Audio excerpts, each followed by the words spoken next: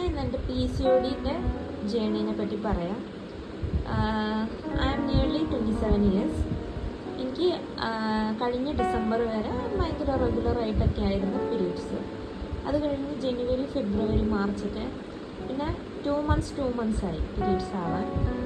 അപ്പോൾ ഇപ്പം എനിക്കറിയാം ഏറ്റവും കൂടുതൽ നമ്മളെല്ലാവരും ഫേസ് ചെയ്യുന്നത് മീൻസ് ടീനേജേഴ്സ് ആയാലും ഒരു 20-30 ഇയേഴ്സുള്ള ഗേൾസ് ഏറ്റവും കൂടുതൽ ഫേസ് ചെയ്യുന്ന ഒരു പ്രോബ്ലമാണ് PCOD ഉണ്ടായാൽ നമുക്ക് ഇപ്പോൾ പ്രഗ്നൻസി പ്ലാൻ ചെയ്യുന്ന ഒരാളാണെങ്കിൽ കറക്റ്റായിട്ട് ഓവുലേഷൻ ഡേറ്റ് മനസ്സിലാക്കാൻ പറ്റില്ല. അങ്ങനെ വളരെയധികം ബുദ്ധിമുട്ട് നമുക്ക് നമ്മുടെ ജീവിതത്തിൽ ഉണ്ടാകുന്നുണ്ട്. അപ്പോൾ ആദ്യത്തെ മീൻസ് ലൈഫ് സ്റ്റൈൽ പാറ്റേൺ മാറ്റിയപ്പോൾ ഇപ്പോൾ റെഗുലറായിട്ട് പീരീഡ്സ് ആവുന്നുണ്ട് എനിക്ക്. അപ്പം എനിക്ക് മനസ്സിലായ കുറച്ച് കാര്യങ്ങൾ ഞാൻ നിങ്ങളായിട്ട് ഷെയർ ചെയ്യാം. ഫസ്റ്റ് ഓഫ് ഓൾ ഒരു കുറച്ച് നേരമെങ്കിലും നമ്മൾ എക്സസൈസ് ചെയ്യുക. അത്ര സമയമൊന്നും വേണ്ട. ഇപ്പം നമ്മളിപ്പം വീട്ടിൽ അത്യാവശ്യം പണിയൊക്കെ ചെയ്യാനുണ്ടാവും. അപ്പം നമുക്ക് കുട്ടികളെ നോക്കുന്ന സമയത്തായാലും സമയം ഉണ്ടാവില്ല. അപ്പം എന്ത് ചെയ്യുക, നമുക്ക് വേണ്ടിയിട്ട് സ്വന്തമായിട്ട് നമുക്ക് വേണ്ടിയിട്ട് ജസ്റ്റ് ഒരു ഹാഫ് ആൻ അവറെങ്കിലും മോർണിംഗ് അല്ലെങ്കിൽ ഈവനിങ് ഒരു ഹാഫ് ആൻ അവറെങ്കിലും നമുക്ക് വേണ്ടി മാറ്റി വയ്ക്കുക. എന്നിട്ട് കുറച്ച് സമയമെങ്കിലും നടക്കുക. ജിമ്മിൽ പോകാൻ പറ്റുന്ന ആൾക്കാരൊക്കെ ട്രെഡ്മിൽ യൂസ് ചെയ്യാം.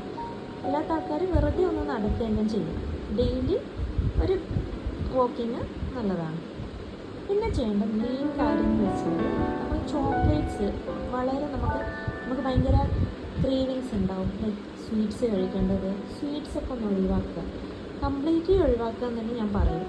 ഷുഗർ കുറച്ച് ഒരു മാസം ഒന്ന് ട്രൈ ചെയ്ത് നോക്ക്.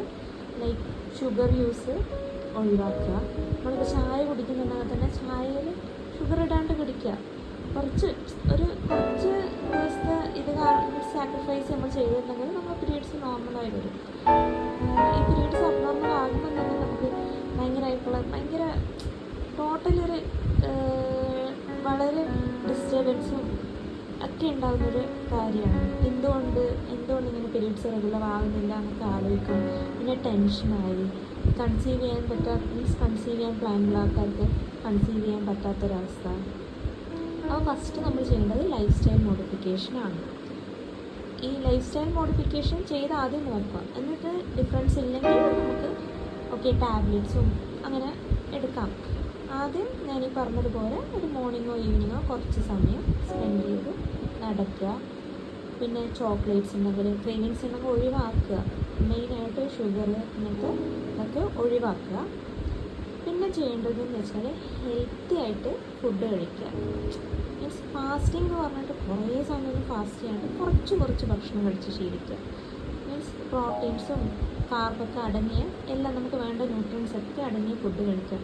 മോർണിംഗ് ആണെങ്കിൽ മോർണിംഗ് ബ്രേക്ക്ഫാസ്റ്റ് സ്കിപ്പ് ചെയ്യരുത്. പക്ഷെ കഴിക്കുന്നത് കുറച്ചൊരു എമൗണ്ട് ആക്കുക.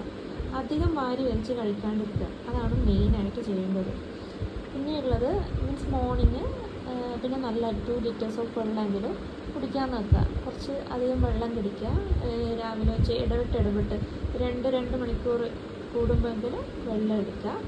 എത്ര ബിസിയാണെങ്കിലും നമ്മൾ ആദ്യം മര്യാദയ്ക്ക് നോക്കുക. അതാണ് ആദ്യം തന്നെ പറയാനുള്ളത്. പിന്നെ ഈ ജങ്ക് ഫുഡ്സ് കഴിയുന്നത് ഒഴിവാക്കുക.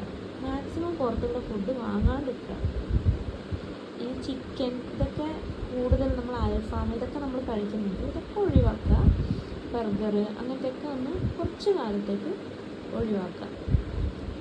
അങ്ങനെ ഒഴിവാക്കിയാൽ തന്നെ നമുക്ക് നല്ലൊരു ഡിഫറൻസ് കാണാൻ പറ്റും. പിന്നെ ഉള്ളത് സ്ലീപ്പാണ്. സ്ലീപ്പ് എന്ന് പറയുമ്പോൾ നമ്മൾ കറക്റ്റ് ഒരു 7 to 8 hours എങ്കിലും ഉറങ്ങാൻ നോക്കുക. നമുക്ക് ഇപ്പം ഒരു മോർണിംഗ് പേഴ്സൺ ആണെങ്കിൽ രാത്രി എത്ര ലേറ്റ് ആയാലും ഒരു 12 o'clock കിടക്കാൻ നോക്കുക. മോർണിംഗ് ഒരു 7-8 അങ്ങനെയാകുമ്പോൾ എഴുന്നേൽക്കുക. അല്ലെങ്കിൽ അതിൽ നേരത്തെ കിടന്നാൽ 6 to 7 hours ആവും സ്ലീപ്പ് എന്തായാലും വേണം. ഞാൻ ജസ്റ്റ് ഒരു ആവറേജായി പറഞ്ഞതാണ്. എല്ലാം നമുക്ക് മോർണിംഗ് രാവിലെ ഒരു 6:30 എങ്കിലും എഴുന്നേൽക്കേണ്ട വിധത്തിൽ നൈറ്റ് കിടക്കുക. മെയിനായിട്ട് ചെയ്യേണ്ടത് വെയിറ്റ് നമ്മൾ ലോസ് ചെയ്യുക. മാക്സിമം നമുക്കാവുന്നത് അത്ര വെയിറ്റ് ലോസ് ചെയ്യുക. പിന്നെ ഹെൽത്തി ആയിട്ട് ലൈഫ് സ്റ്റൈൽ മെയിൻറ്റെയിൻ ചെയ്യുക. അപ്പോൾ PCOD വരുമ്പോൾ ഉണ്ടാകുന്ന മാറ്റങ്ങൾ എന്ന് പറഞ്ഞാൽ നമുക്ക് ഒന്നാമത് പീരീഡ്സ് ഇറഗുലർ ആയിരിക്കും. പിന്നെ നമ്മൾ വെയിറ്റ് കൂടും. നമ്മളിപ്പോൾ കഴിച്ചാലും മീൻസ് ഒരു വെയിറ്റ് ലിമിറ്റ് കഴിഞ്ഞാൽ പിന്നെ നമ്മൾ വെയിറ്റ് കൂടുന്നത് നമുക്ക് കൺട്രോൾ ചെയ്യാൻ പറ്റാത്ത അവസ്ഥയിലാവും. പിന്നെ ഭയങ്കര മൂഡ് സ്വിങ്സ് ആയിരിക്കും. അബ്നോർമലായിട്ട് നമുക്ക് ഫേഷ്യൽ ഹെയറൊക്കെ ഉണ്ടാവും. ലൈക്ക് ഇതെന്തുകൊണ്ടാണെന്ന് വെച്ചാൽ ഈ ഹെയർ ഗ്രോത്തൊക്കെ ടെസ്റ്റോസ്റ്റിറോൺ ലെവൽസ് കൂടുന്നത് കൊണ്ടാണ്. അതുകൊണ്ട് തന്നെ എന്ത് ചെയ്യാം, ഭയങ്കര ക്ഷീണമൊക്കെ ആയിരിക്കും. മൂഡ് സ്വിങ്സാണ് മെയിനായിട്ട്.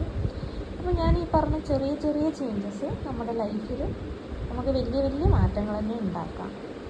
പീരീഡ്സ് ഇറഗുലറായ ഒരാൾക്ക് ലൈക്ക് വളരെ ബുദ്ധിമുട്ടാണ് ഇപ്പോൾ ഓവുലേഷൻ ഡേറ്റൊക്കെ കാൽക്കുലേറ്റ് ചെയ്യാൻ. കാരണം നമുക്ക് കറക്റ്റായിട്ട് പീരീഡ്സ് ആയിട്ടില്ലെങ്കിൽ കൺസീവ് ചെയ്യാൻ പ്ലാനുള്ള ആൾക്കാർക്ക് ഓവുലേഷൻ കാൽക്കുലേറ്റ് ചെയ്യാൻ it will be very difficult.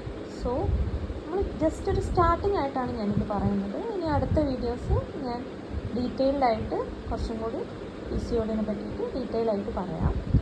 ഇപ്പോൾ ഇന്ന് ഇത് ആരെങ്കിലും കാണുന്നുണ്ടെങ്കിൽ അവർ ചെയ്യേണ്ട കാര്യമാണ് ലൈഫ് സ്റ്റൈൽ മാറ്റുക. നല്ല രീതിക്ക് ഭക്ഷണം, നല്ല ഹെൽത്തി ഫുഡ് മാത്രം കഴിക്കുക. Thank you.